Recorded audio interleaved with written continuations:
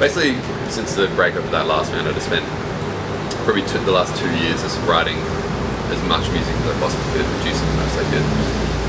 Not really like having any idea the exact style or direction or what it was going to take, especially in live context. I was just doing it all by myself, and sort of in the last 6 months, it kind of all started to come together. Like this album was kind of almost sort of complete. Like the writing stage is kind of over, and sort of this production stuff. So kind of just focused on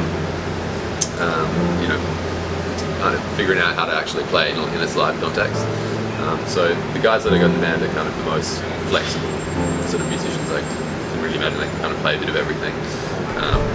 All of them played in tons of bands before, and so I just asked them, the 3 guys, to kind of help me out, and we've been rehearsing for the last couple of months. And I think it adds a certain sort of credibility to the bands, to the makeup, especially having Michael from Brokers, who are doing really well at the moment. That's kind of really helped us in sort of people taking us a bit seriously, despite not really having done anything yet. So it's been pretty helpful. And same with Matt as well. He plays in tons of bands, and just apart from their musicianship, just having the contacts, their contacts within the community has really helped so far. I mean, it's kind of experimental electronica in 2 words. Yeah. And it's very, like cinematic. It's maybe one word I'd use to describe without sounding too pretentious. Well, probably since I started writing this band, I've got way more into electronic music.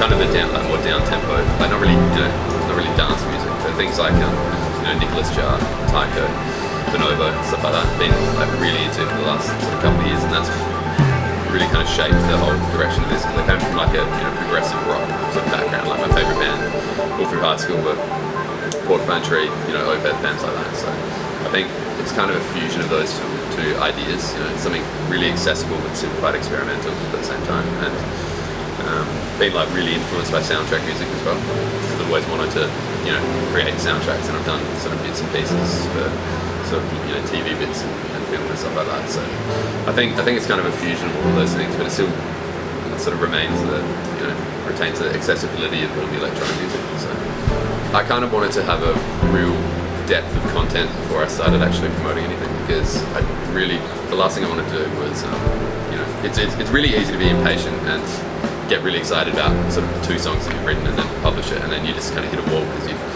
realise there's so much more work to do. So I wanted to get all of that groundwork done, get sort of a lot of material written and rehearsed and everything before even sort of thinking about promoting it. So this is when we start playing live and everything. We've just got this sort of really flexible and complete sort of set of music to sort of show people instantly. Well, we're going to be playing sort of throughout the country in the spring.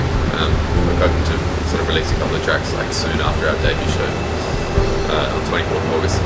And so we'll be releasing some music, touring sort of as much as we can, in September and October. Probably take a bit of time to finish the record over November, and then hopefully just all through the summer we'll be playing as many shows as we can and releasing the music. Hey, I'm Eddie from Oslo. You're watching Braid.